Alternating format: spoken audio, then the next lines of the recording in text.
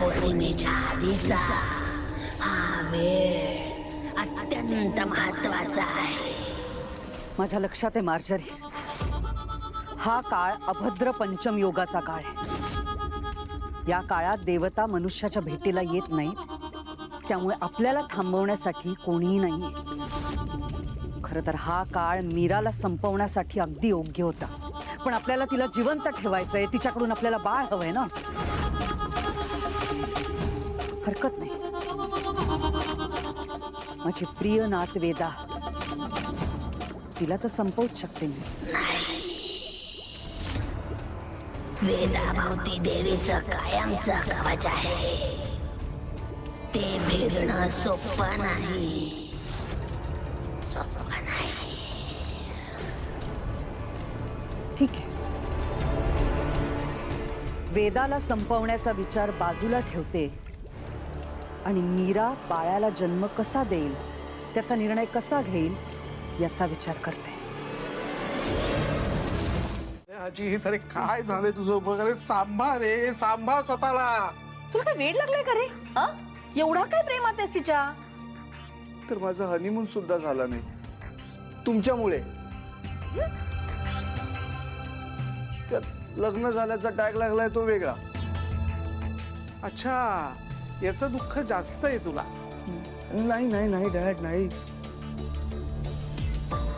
माझी माया परत येत नाही त्याचं दुःख आहे मला. अरे बायको परत येत नाहीये त्याचं दुःख काय करतोय? सुख असतं त्यात, सुख. सुख आहे? हा, मी आता हे घर सोडून गेले ना तर काय होईल तुमचं? कठीण जाईल इथे जगणं सुद्धा. रस्त्यावर यायला लागेल, भीक मागून खायला लागेल. त्याचं काय? आता काय करतोय वेगळं? कशाला? पण मी आहे ना. काय करावं लागतं तुम्हाला? तुम्हाला जर आपापसात भांडायचं असेल ना तर बाहेर जा. हा बघ, आपल्यालाच आपल्या खोलीतून बाहेर काढतोय. आणि थांबायचं असेल तर मायाला कसं शोधता येईल ना ते सांगा मला.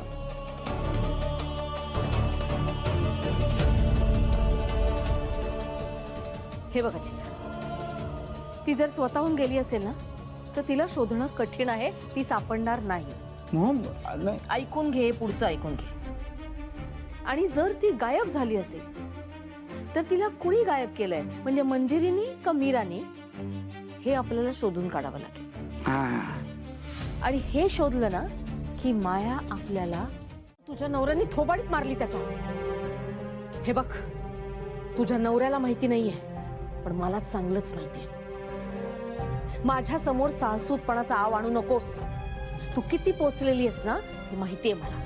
जी मुलगी मंजिरीशी भिडू शकते ती किती पोचलेली असेल ना याची कल्पना आहे मला. हे बघ मीरा, आपल्यात वैर नाहीये, मग का वागतेस तू असं? मंजिरीने अंबिकाचा खून करायला लावला होता, एवढी मोठी बातमी तुला दिली ना मी, मग त्या बदल्यात मला नको काही मिळाला? हा नाही, तू चल आधी सांग मला की माया कुठे आहे.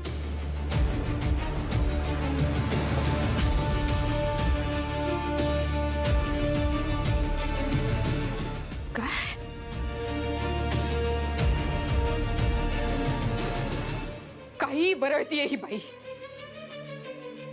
मीरा, हिच्यावर अजिबात विश्वास ठेवू नको. खोटारडी आहे ही. आईना उगाचच बदनाम करतीये. हे बघ मीरा, जोपर्यंत तू मला सांगत नाहीस ना तोपर्यंत मी तुझी पाठ सोडणार नाही. अगं एक गोष्ट लक्षात घे ना, त्या मंजिरी विरोधात आपली एक टीम होऊ शकते. हिच्यावर विश्वास ठेवून हिला काही सांगायची गरज नाहीये.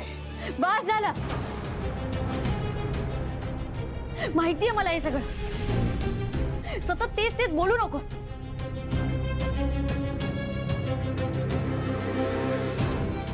ए मीरा, काय झालं तुला? कोणाशी बोलतेस तू? मी इथे उभी आहे. हा, कोण आहे? मला तुझे सगळे खेळ कळतात. माझे बाबा कुठे आहेत हे माझ्याचकडून काढून घेण्याचा प्रयत्न करतेस ना तू? काळजी करू नकोस, येतील ते. तुला शिक्षा द्यायला नक्कीच येतील.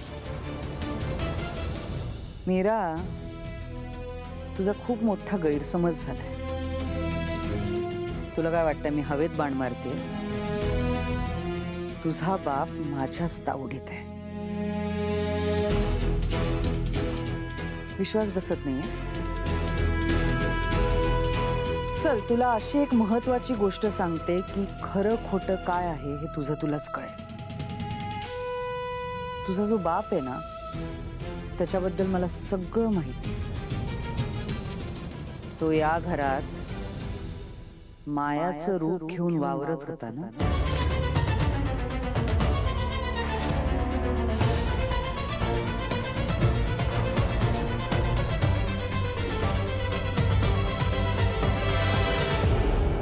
आता तुला जर का तुझ्या बापाला जिवंत बघायचं असेल तर हा जो तुझा अति आत्मविश्वास आहे, तुझा माज आहे, तो तुला माझ्या पायाशी ठेवावा लागेल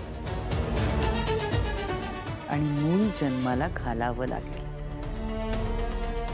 नाहीतर नाईलाजाने मला तुझ्या बापाला संपवावं लागेल ग.